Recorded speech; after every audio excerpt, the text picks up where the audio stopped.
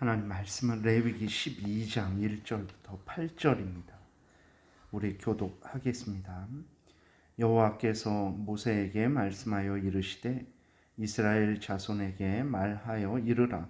여인이 임신하여 남자를 낳으면 그는 이레 동안 부정하리니 곧 월경할 때와 같이 부정할 것이며 여덟째 날에는 그 아이의 포피를 벨 것이요 그 여인은 아직도 33일을 지내야 산혈이 깨끗하리니 정결하게 되는 기한이 차기 전에는 성물을 만지지도 말며 성소에 들어가지도 말 것이며 여자를 낳으면 그는 2일에 동안 부정하리니 월경할 때와 같을 것이며 산혈이 깨끗하게 되면 66일을 지내야 하리라. 아들이나 딸이나 정결하게 되는 기한이 차면 그 여인은 번제를 위하여 1년 된 어린 양을 가지고 속죄제를 위하여 집비둘기 새끼나 산비둘기를 회막문 제사장에게로 가져갈 것이요 제사장은 그것을 여호와 앞에 드려서 그 여인을 위하여 속죄할지니 그리하면 산혈이 깨끗하리라. 이는 아들이나 딸을 생산한 여인에 대한 규례니라.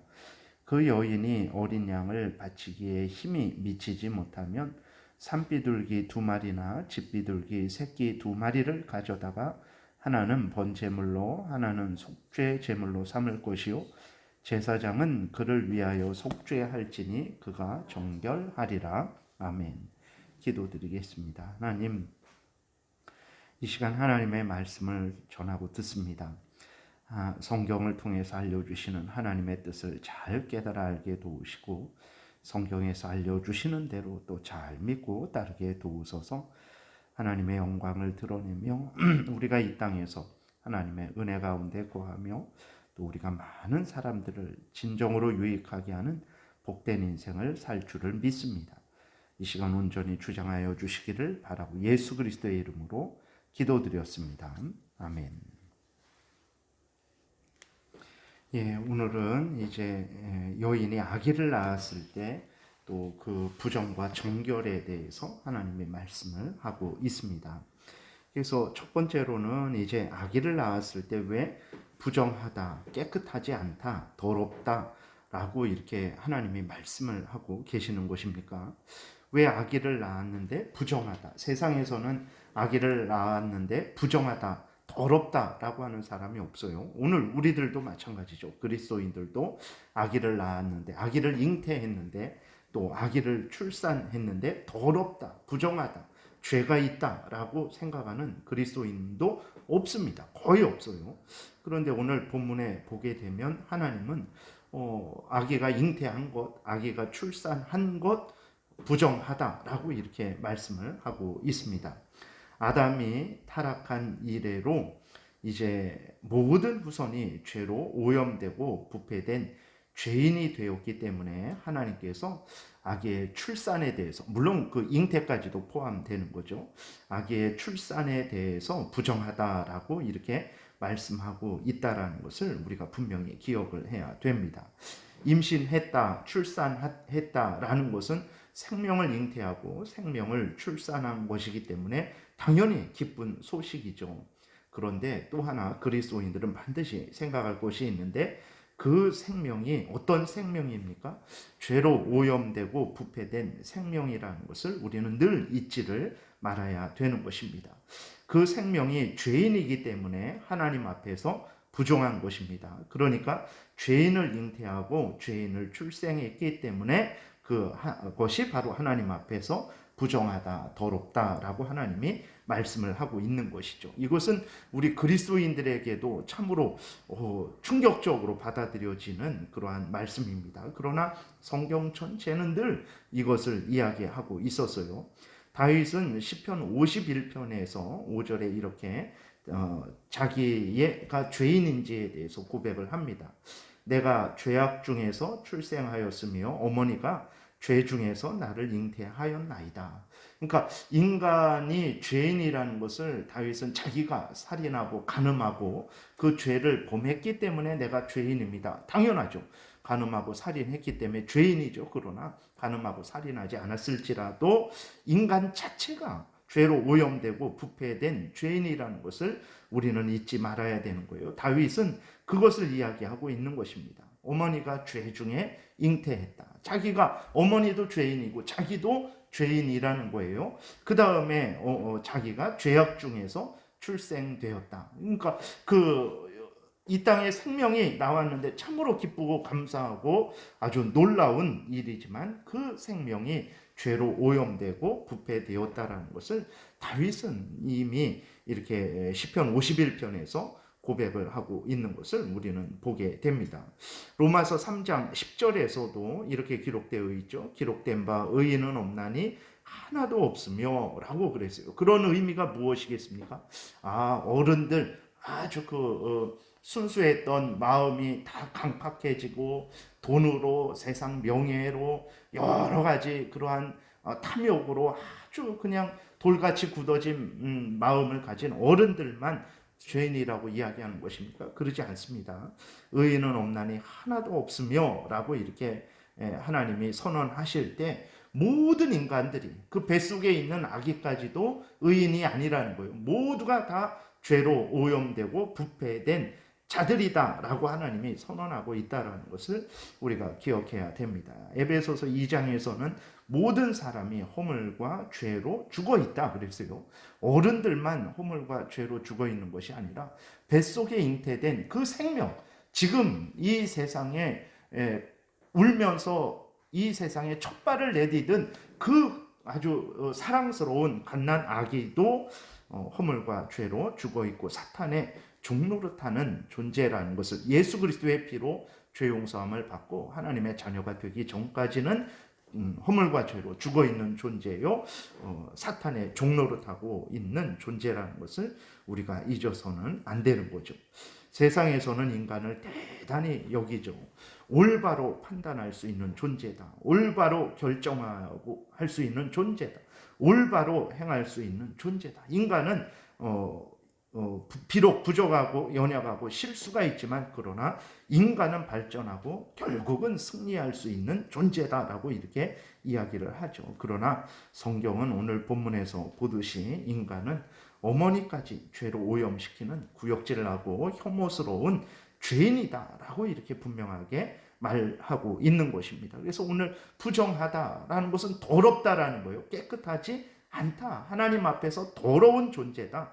죄로 오염되고 부패된 존재다라고 이렇게 선언을 하고 있는 것입니다. 그렇기 때문에 하나님은 아기들에게, 남자 아기들에게 할례, 즉 더러운 것을 베어버리는 것을 이스라엘에게 요구하신 것입니다. 물론 몸의 일부에만 죄가 있고 그 일부분을 베어내면 죄가 없어진다, 이것을 이야기하는 것이 아니고 할례를 통해서 하나님은 인간은 죄인이고 그 죄는 반드시 용서받아야 된다라는 것을 이스라엘 백성들에게 일러 주시는 것입니다. 물론 죄의 용서는 오직 예수 그리스도를 통해서만 된다라는 것을 우리는 분명히 이 마음에 새겨야 되는 거죠.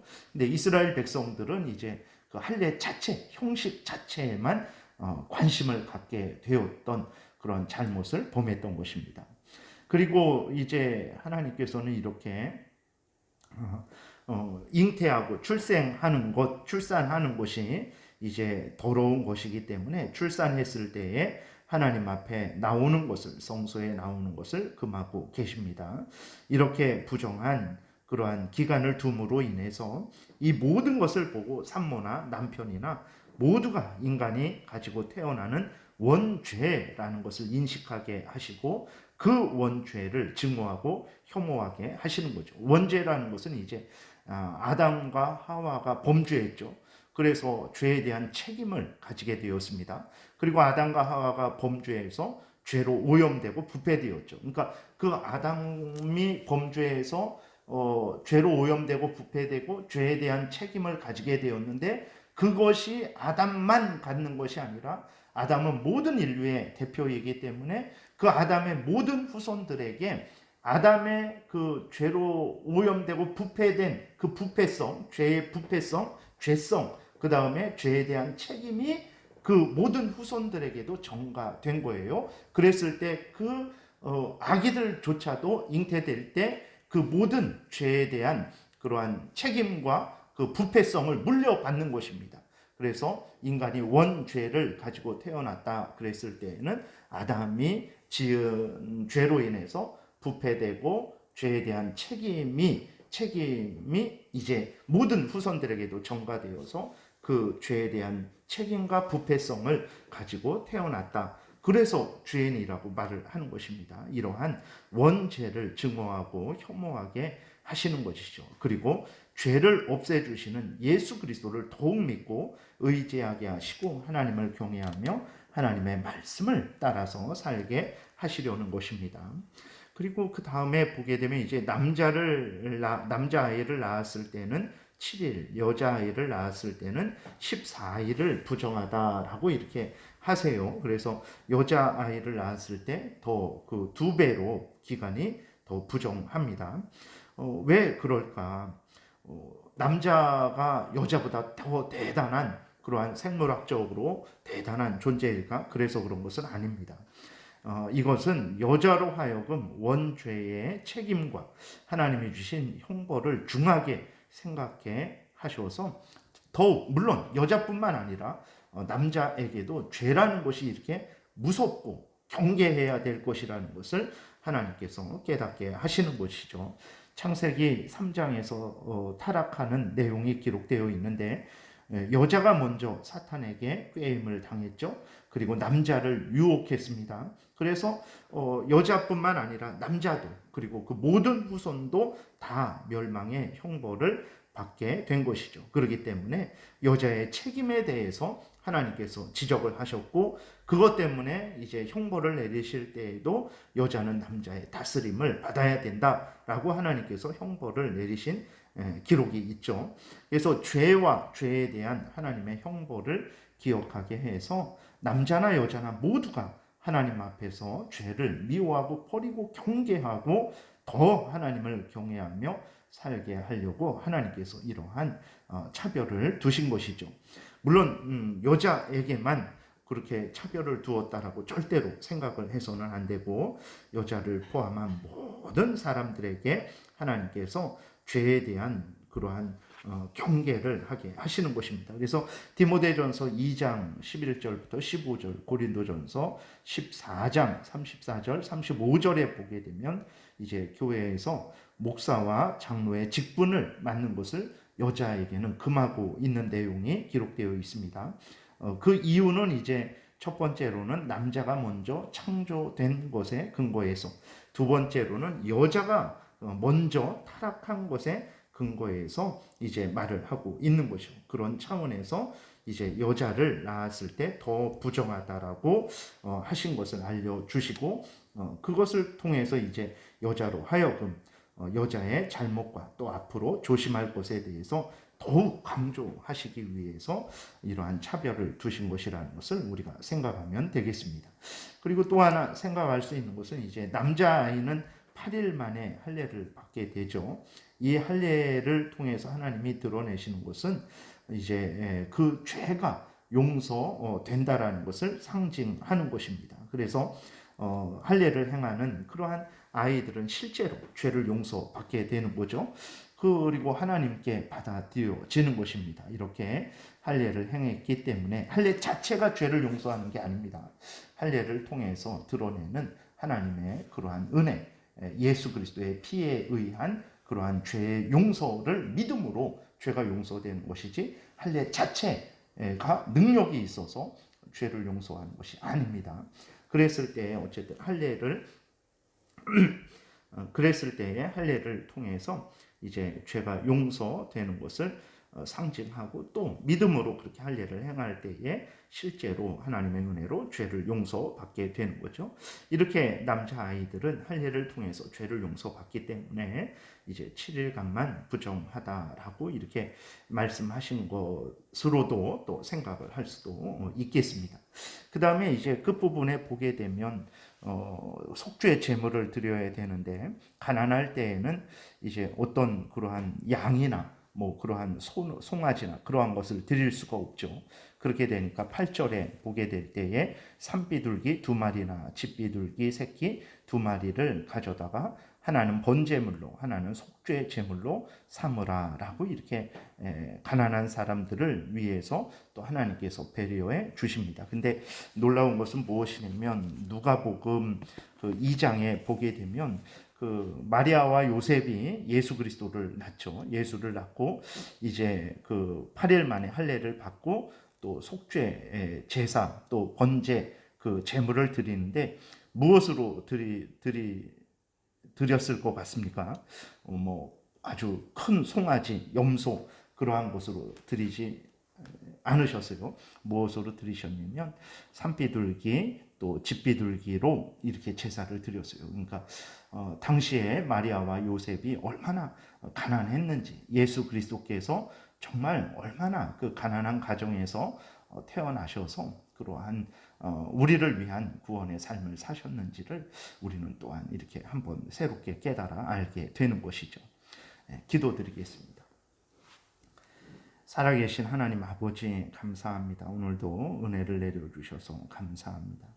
성경을 통해서 정말 우리들을 위해서 우리들이 누군지 우리들이 정말 예수 그리스도를 믿어서 죄 용서함을 받고 하나님의 자녀가 돼야 된다라는 이 귀한 구원의 진리를 늘 끊임없이 알려주시고 또 이 은혜 속에 우리를 거하게 해 주시니 감사를 드립니다.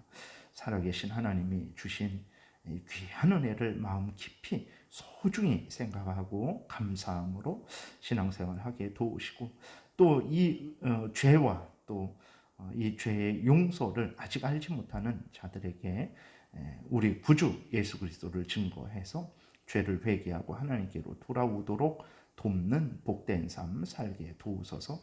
감사드리고 예수 그리스도의 이름으로 기도드렸습니다. 아멘.